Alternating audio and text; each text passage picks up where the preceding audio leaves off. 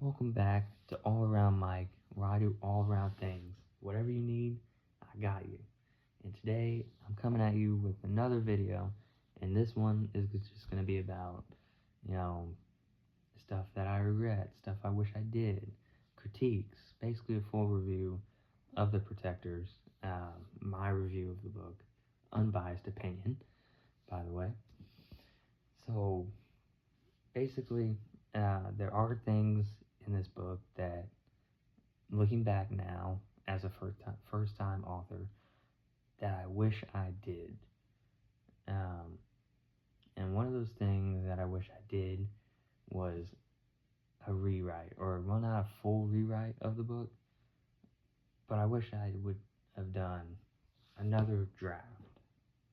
And especially at the very end, I'll explain it here in chapter 9. There's this plot hole that bugs the heck out of me, that I wish I could have fixed. Because at the end of chapter 9, there's the final fight between the Protectors and the No One. But before that fight, there's a fight before the fight against Cynthia and Peter versus Mimic. Basically, Cynthia and Peter are able to, restrain Mimic, but Peter has to run off or teleport off back to other Protectors to fight against the No One at KP's village, leaving Cynthia with Mimic, but also leaving the other Protectors to fight the No One. And the plot hole is I couldn't figure out how to actually place Cynthia or transition Cynthia into the No One fight at the very end.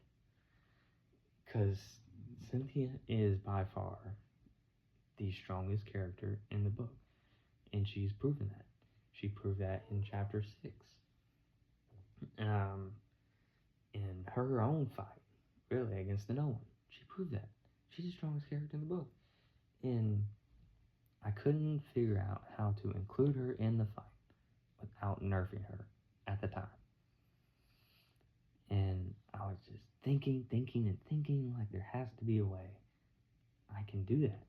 But at the time, I just couldn't do it.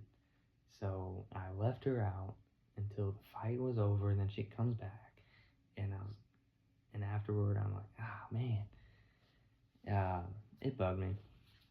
It still does. So basically, recently, after long, hard thinking about that, I finally figured it out, and now I can't go back and do anything about that. So now I feel like it's just this big plot hole of where's Cynthia in this fight. But and another thing I wish I did was well, not wish I did, but basically another thing that bugs me is there are typos in this book that bug me. And why it bugs me is because I did two proofreads when I was in the publishing process. Two of them. And I thought I was good. I thought that, hey, there's nothing that's going to slip through, because I looked over this long and hard twice. And then I sent it off to my publishers, and they come back to me and say, hey, you're all clear, it's all good. Now if you want to do a third proofread, it's going to cost you money this time.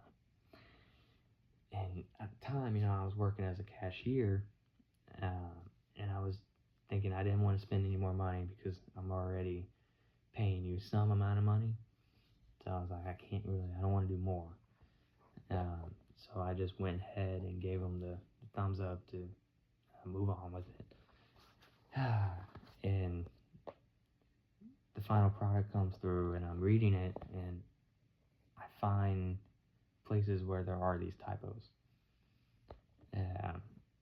But once you move past that, it's a good read. It really is. But it still bugs me that somehow they slipped through, and no one told me that they were still there. Now, is there anything else? Alright, I told you I wished I would have done a redraft. I told you about the plot hole. Told you about the edit stuff, errors. I think that's pretty much it. Now, if I had to give this a rating from 1 to 10, an unbiased scale of what I think this book is, I'll give it a 7 out of 10. The characters are all good. The dialogue is great at times, but good at others. The plot is good. It has good flow, I believe. But once you get past the typos that you will see at times, you'll love it. I promise. Now that is all I have for you today. Thank you for watching this video. It's been a while since I've made one here on YouTube. Yeah, God bless.